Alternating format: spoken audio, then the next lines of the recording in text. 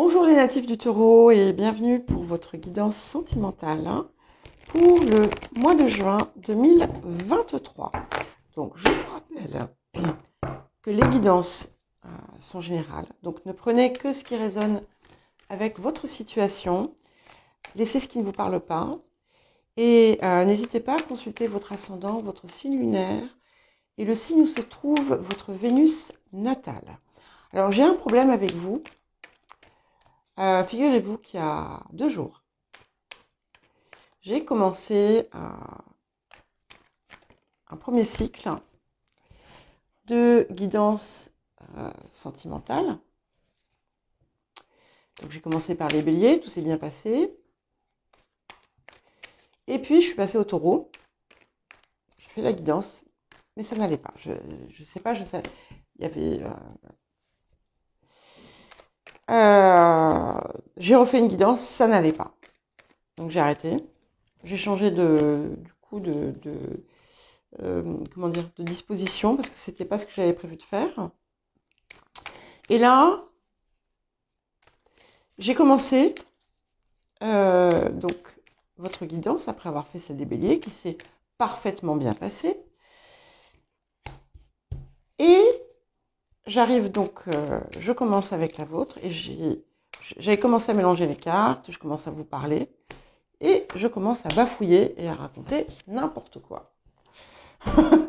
Donc, je pense qu'il y a un problème. Clairement, il y a quelque chose qui coince quelque part. Pour vous les taureaux, là, en ce moment, il y a quelque chose qui vous bloque. Et peut-être quelque chose qui vous fait marcher de travers. Enfin, je l'exprime comme ça, mais je parle pas de marche physique. Voilà, donc je vous invite à me dire ce que vous en pensez. Si vous le ressentez, si vous ressentez cette espèce d'énergie contrariante, et partagez partagez dans les commentaires.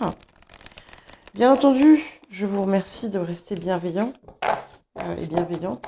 On ne sait pas, selon votre situation, comme je vous dis, ça peut très bien ne pas du tout résonner. Un message collectif va souvent s'adresser à un collectif spécifique, peut-être deux.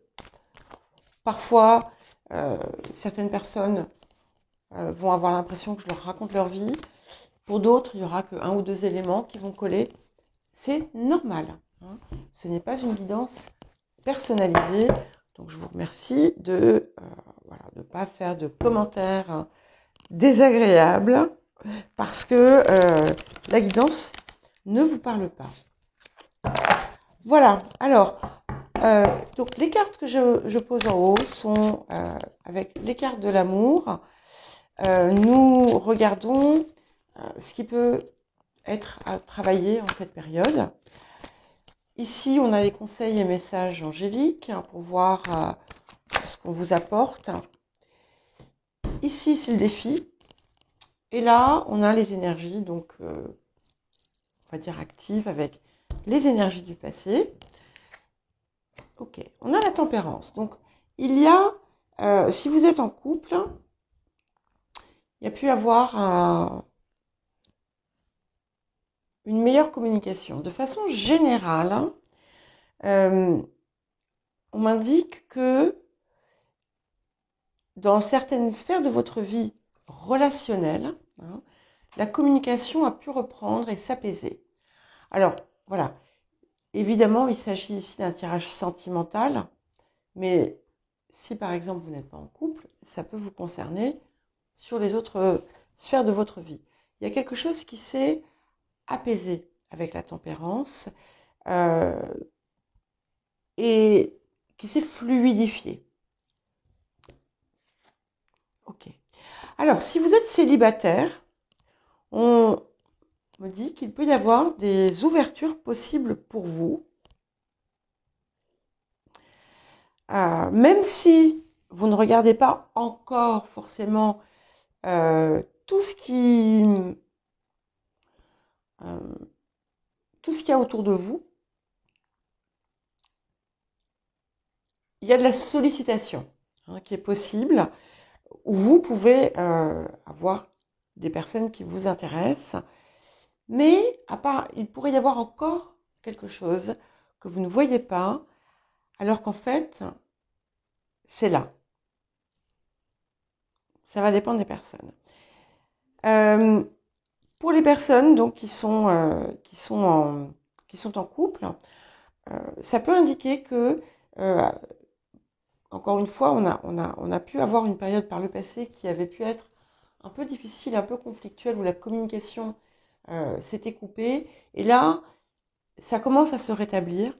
Et on va peut-être trouver, il y a peut-être un moyen qui va permettre aux deux parties d'être satisfaites. Ouais. Et si vous avez eu des sensations d'instabilité, de une impression de chaos, les choses vont se rétablir. Il y a quelque chose qui revient, qui se remet dans le bon ordre pour vous. Alors, les conseils. On vous invite à ne pas vous précipiter. Que vous soyez en couple, que vous soyez célibataire, pas de précipitation.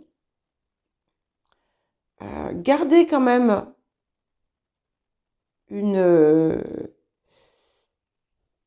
un point d'observation, c'est-à-dire une forme de, pas de vigilance, de prudence, d'avancer doucement. Alors, ce qui est très beau quand même, c'est qu'on a vraiment les deux énergies. Donc, que vous soyez en couple ou que vous soyez célibataire, en plus, on a les deniers qui sont la représentation des terres, des signes de terre. Et là, j'ai un roi de denier, j'ai une reine de denier. Donc, il y a une réelle harmonie qui est possible. Les deux se font face. Pour certains, il est possible qu'il y ait un enfant qui arrive. Mais ça peut aussi vous indiquer, moi je le vois comme ça, qu'on va petit à petit, notamment pour les personnes qui rentrent en relation ou qui vont rencontrer quelqu'un, on va petit à petit construire quelque chose de solide. Il y a quelque chose de solide. Et si votre couple a connu, si vous êtes en couple et que votre couple a connu une phase un peu difficile, les liens se resserrent, d'accord? On se regarde à nouveau et on cherche à reconstruire ensemble.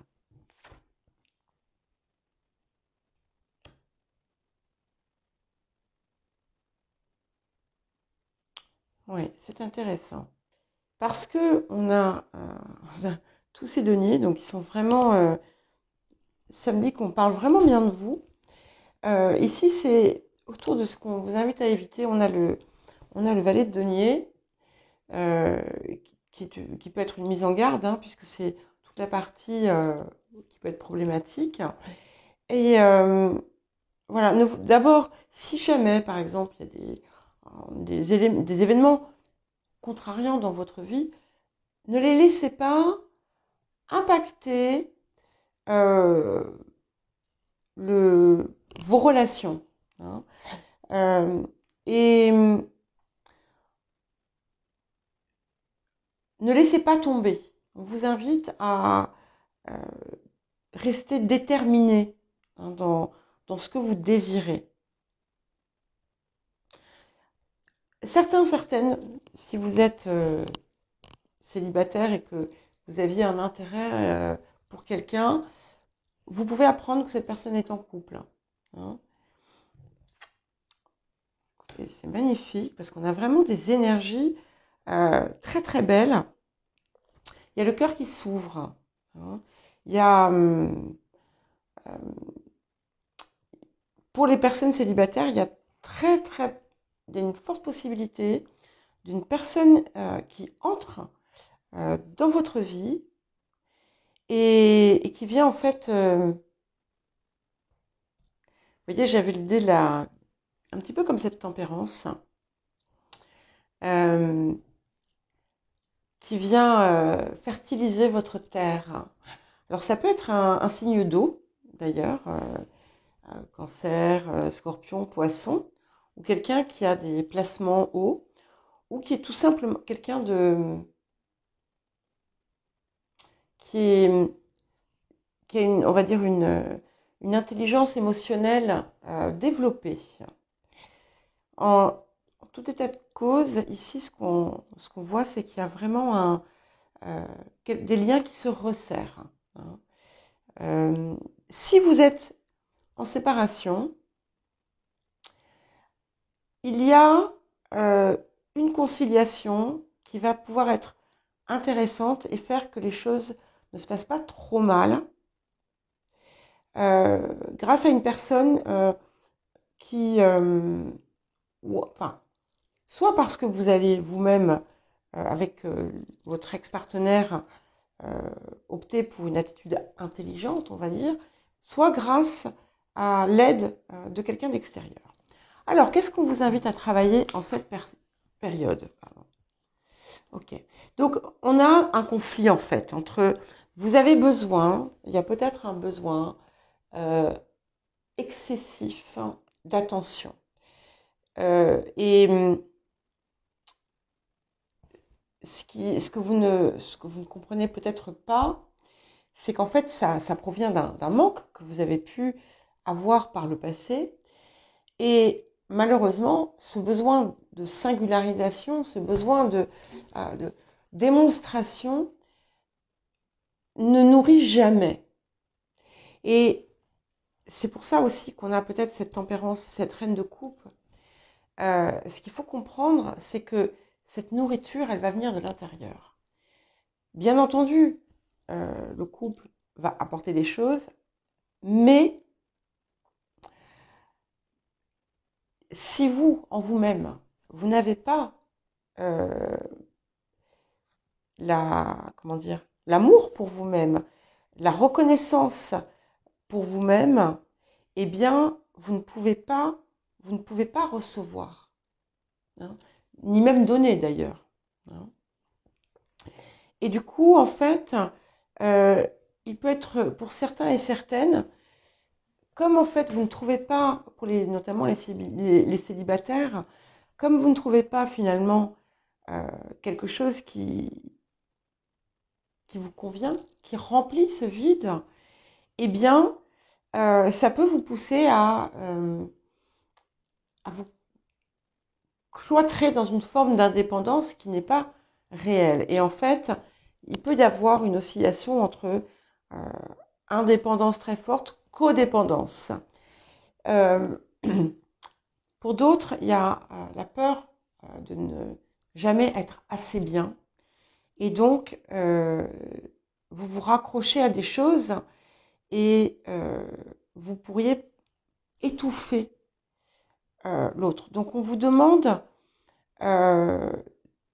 voilà, de nourrir, de vous nourrir à l'intérieur. Je ne parle pas de nourriture, hein, mais d'abord avec des choses, des activités, des choses qui vous enrichissent, mais aussi de travailler sur votre appréciation de vous-même.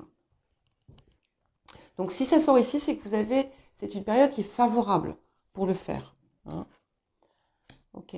On vous invite aussi à exprimer davantage de joie, à apprécier les belles choses, à vous mettre dans une énergie haute, une vibration haute. Ouais, ok.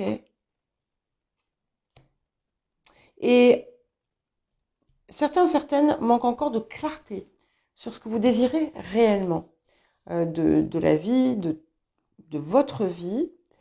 Donc, ce qu'on va vous demander de faire déjà, c'est de prendre un temps pour regarder ce qui ne va pas. Enfin, être honnête avec vous-même sur les comportements en fait que vous sentez être néfastes, que ce soit pour vous, que ce soit pour la relation, que ce soit pour l'autre.